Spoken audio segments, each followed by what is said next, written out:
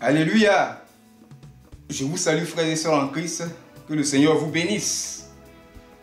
Pour le message d'aujourd'hui, bien-aimés frères et sœurs, oui, je vais vous parler du salut selon la Bible. Dans le livre de Jean, chapitre 3, versets 4 à 5 et le verset 7. Il s'agit de donner une réponse, de trouver une réponse à la question que Nicodème a posée à Jésus. Comment un homme peut-il naître s'il est déjà vieux? C'est cette question-là. Nous allons ensemble trouver une réponse. Alors, c'est le thème de ce message. Oui. Comment un homme peut-il naître quand il est vieux? Alors, Jésus a donné une réponse.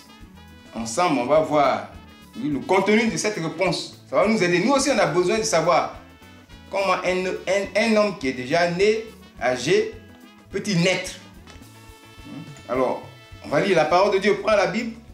Jean chapitre 3, verset 4, le verset 5 et le verset 7.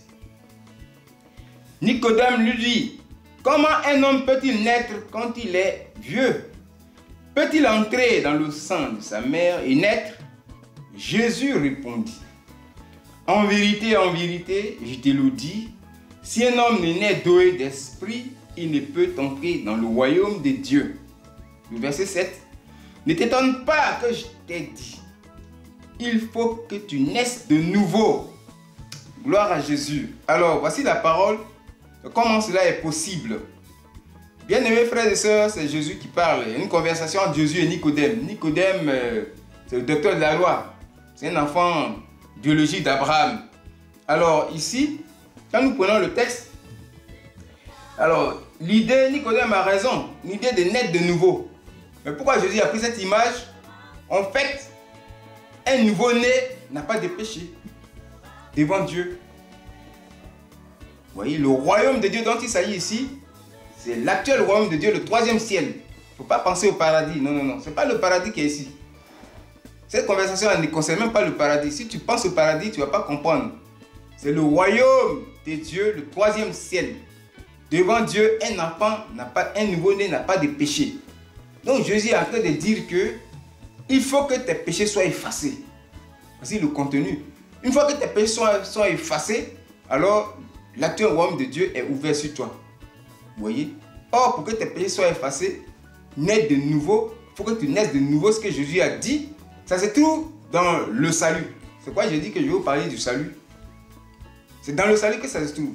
Maintenant, pour avoir le salut, il faut accepter le Seigneur Jésus. Tant que tu n'as pas accepté Christ, ce salut-là ne peut pas se présenter à toi. C'est en Christ qu'on trouve le salut. Vous voyez?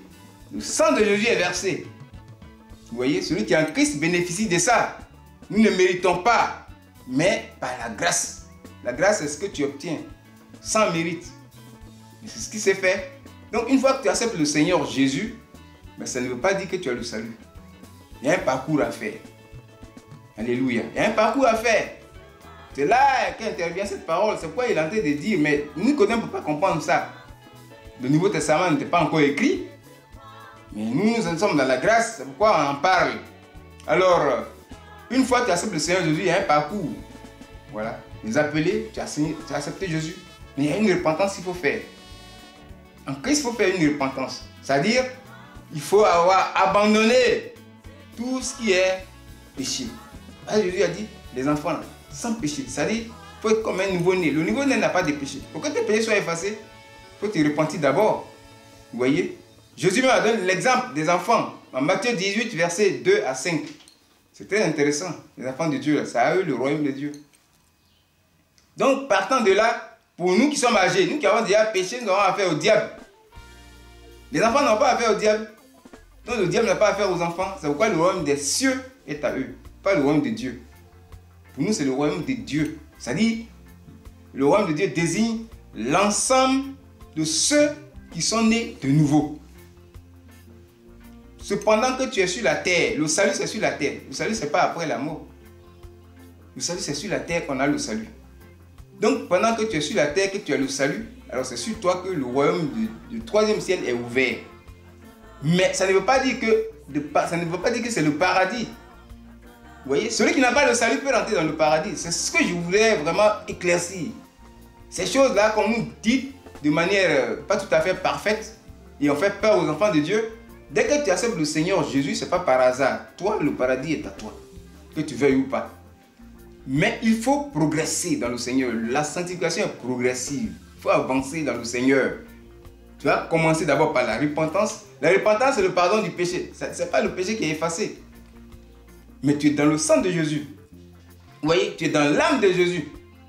La Bible dit que l'âme de la chair est dans le sang. Parlant de Jésus même. Plus clairement dans Lévitique 17, verset 11 et le verset 14. Puis Lévitique 17, verset 11, tu vas comprendre. Oui, le sang de Jésus. Donc tu es en Christ, il faut avancer. Le péché du corps, il faut l'abandonner. Le péché du corps au niveau de la bouche. La nourriture excessive. Vous voyez, la gourmandise, il faut laisser. Cigarettes, boissons, il faut laisser. Au niveau des oreilles, le péché de l'audition. Les musiques païennes qu'on écoute. Vous voyez, les mauvaises paroles qu'on écoute. Il faut t'éloigner de ça. Nous regarde les yeux. Il faut t'éloigner maintenant de ce péché-là pour que tu parviennes au salut. Les regards, qu'est-ce que tu vois? Vous voyez, tous ces regards qu'on a là, qu'est-ce que tu lis? Qu'est-ce que tu vois? Le péché rentre par là. Ce sont les portes d'entrée du péché, toutes ces choses. Vous voyez, au niveau de la partie intime, vous voyez, il faut abandonner cette histoire de vivre avec une personne qui n'est pas mariée. Il faut vraiment bien aimer te séparer de ces péchés-là pour avancer. Donc, si tu as fini la repentance, il faut aller dans la conversion à Christ. Tu es à un niveau maintenant où tu n'as plus de péché. Bien aimé, c'est cela, tu avances. Deuxième niveau, tu avances. Mais il y a trois conditions. Il faut comprendre Dieu, il faut obéir à Dieu et il faut croire en Dieu. Ces trois conditions sont nécessaires pour parvenir au salut. Tu n'es pas obéissant, ça ne peut pas marcher. Tu ne sais pas comprendre Dieu par la lecture de la Bible pour que tu puisses la méditer. Vous voyez, la foi vient par ce qu'on entend vient de la parole de Dieu. Donc quand tu lis la parole de Dieu, il faut la lire à basse voix. Il ne faut pas lire la Bible, la bouche fermée. Vous voyez, ça ne peut pas t'arranger. Il faut entendre ce que tu lis. Il faut entendre. Il faut avoir l'habitude de lire la Bible. Il faut te régulier aux réunions de prière pour écouter la parole de Dieu. C'est toutes ces choses-là. Bon, il faut avancer dans le salut. Il faut avancer. C'est trois choses. Obéissance, c'est très important. Il faut te laisser conduire par Dieu, par l'Esprit. Jésus s'est laissé conduire par Dieu dans le désert. Luc chapitre 4, verset 1. C'est l'Esprit de Dieu qui a conduit Jésus dans le désert. Conduire. C'est-à-dire Jésus a obéi. Il est allé dans le désert. Là-bas était mauvais. C'est pour aller souffrir. C'est pas pour aller être tenté par le diable. C'est faux. On dit il a conduit Jésus dans le désert où le diable l'a trouvé. Où? Donc Jésus a obéi, allait souffrir, mais le diable l'a trouvé là-bas. Dans l'obéissance à Dieu, le diable va venir te tromper. C'est ce qu'il a fait à Adam et Ève, c'est comme nous souffrons aujourd'hui. Donc fais attention, il faut obéir à Dieu. Il faut croire en Dieu. Mettre ta foi, confiance en Jésus. Pour que les trois choses-là, si ça se rassemble, ça va te conduire. Ça va te conduire. À ce moment-là, maintenant, la grâce de Dieu peut se manifester pour avoir la justification. En plus, c'est mort pour nous.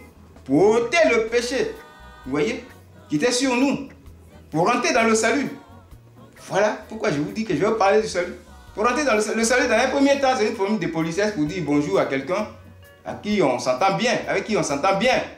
Mais de manière physique encore, le salut, c'est échapper à un danger, à un malheur, à la mort. Mais là, dans le spirituel ici, le salut, c'est la délivrance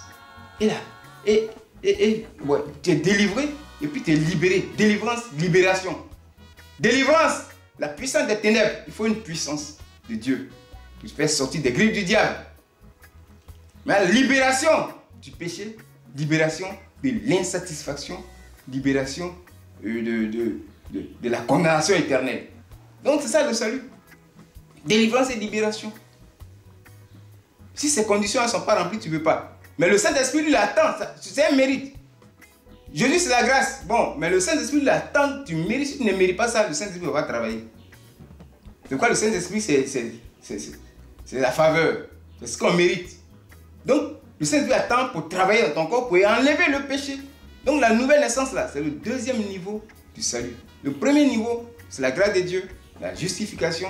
Le péché a ôté, Christ est mort à ta place à la croix, tu es justifié. C'est au niveau de ceux qui sont élus, ceux qui sont convertis à Christ. Ce n'est pas ceux qui sont au stade du péché. Si tu es au stade du péché, tu ne peux pas rentrer dans le salut. Sur la terre.